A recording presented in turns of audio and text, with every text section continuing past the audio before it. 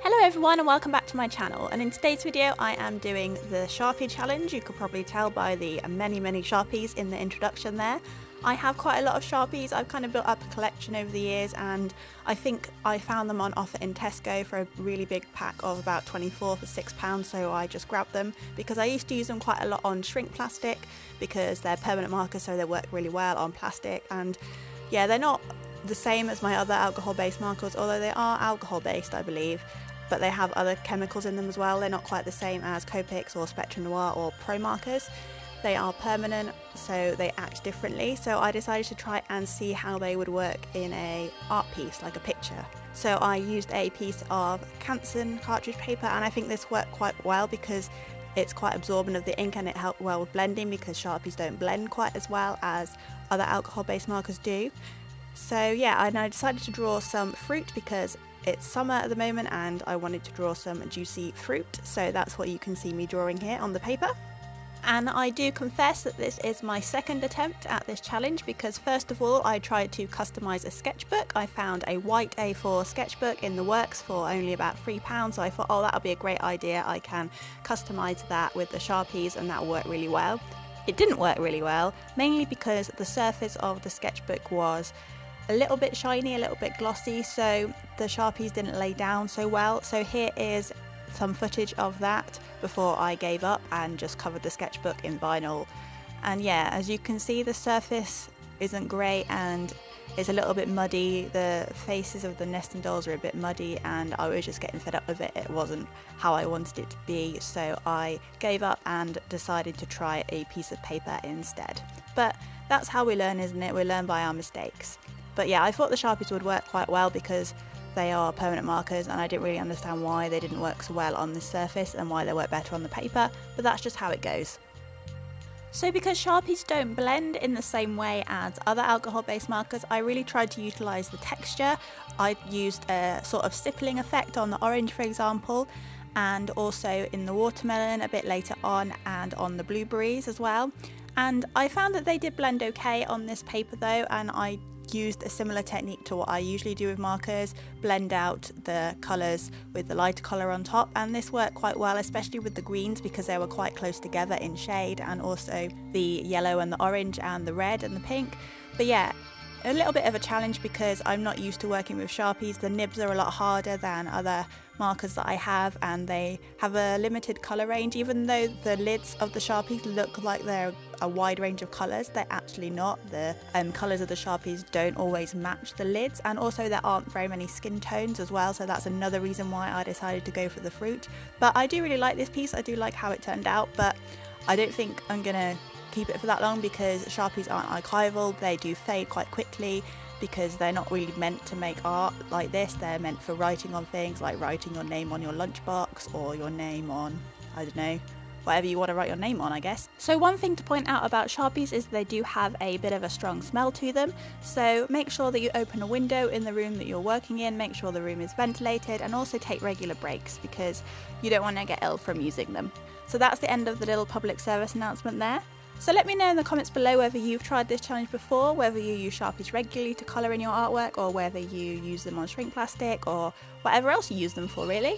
Yeah, let me know in the comments below, and also let me know what your favourite fruit is, because this picture is making me hungry for fruit and I want to try some new fruit out. So let me know what your favourite fruit is. So if you're new to my channel, welcome. My name is Katie. I make art videos, I make challenge videos a bit like this one, also speed paints and discussions, and I have a little mouse character called Charlie McNeil who appears in a lot of my videos, so do feel free to subscribe and hit the notification bell if you don't want to miss out on new videos, because YouTube has been messing around with its algorithm recently and people's sub boxes aren't getting my videos, so hit the notification bell to make sure you don't miss out on anything. So you might have also noticed that I'm using my white gel pen to add a few highlights here and there, and I don't really consider this cheating because I usually use this in all my other artworks. If I'm using Copics, for example, I will use the white gel pen to add some highlights, and I think it works quite well in the fruit because it's quite juicy, so it has quite a few highlights, and I used it in the orange and in the watermelon, and also to help blend out the pink into the white in the watermelon and the strawberry. And I tried not to go too overboard with this, and I think it did work quite well. And I also used it a bit later on when I did some water droplets to kind of thin out some of the blue lines, because the Sharpie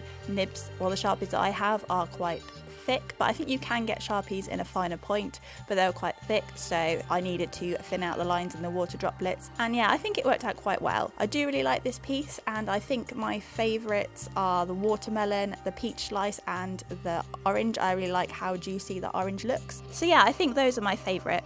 So once I had finished drawing the fruit, I decided to fill up the space by drawing some leaves and some water droplets, especially the water droplets, because I thought that would make the fruit look even more juicy, which I think was quite successful. I think that worked.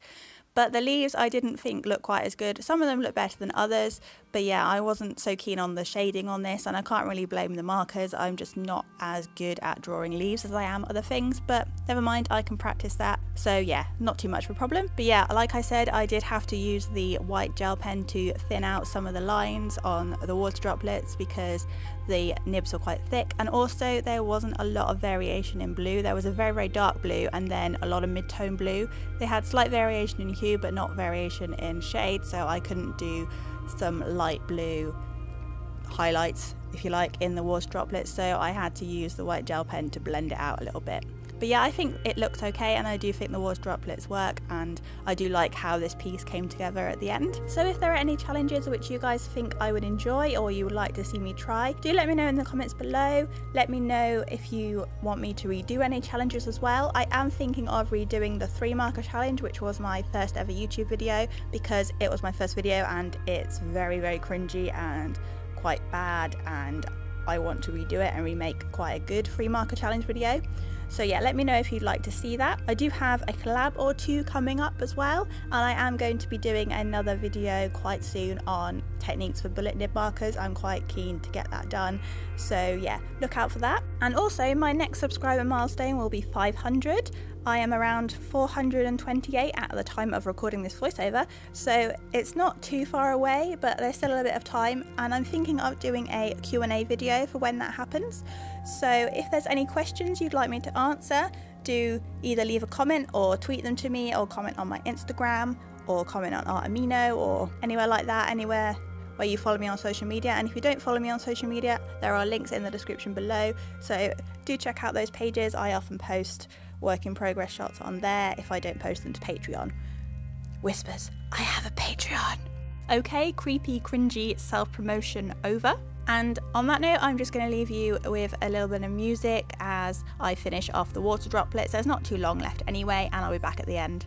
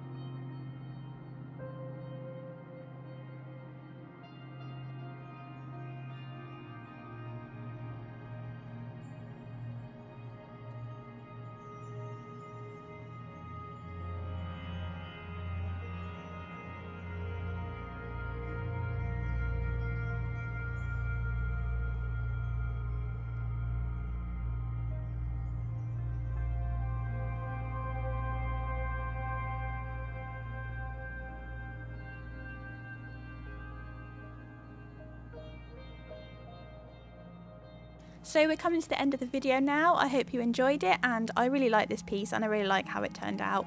And yeah, I think it was really fun to do, and I would recommend trying the Sharpie challenge, but do remember my little PSA from earlier. And yeah, if you like this video, you know, emotionally, please do leave it a like down below, as that really helps me out. And that's all for today. I'll see you next Thursday. Bye for now.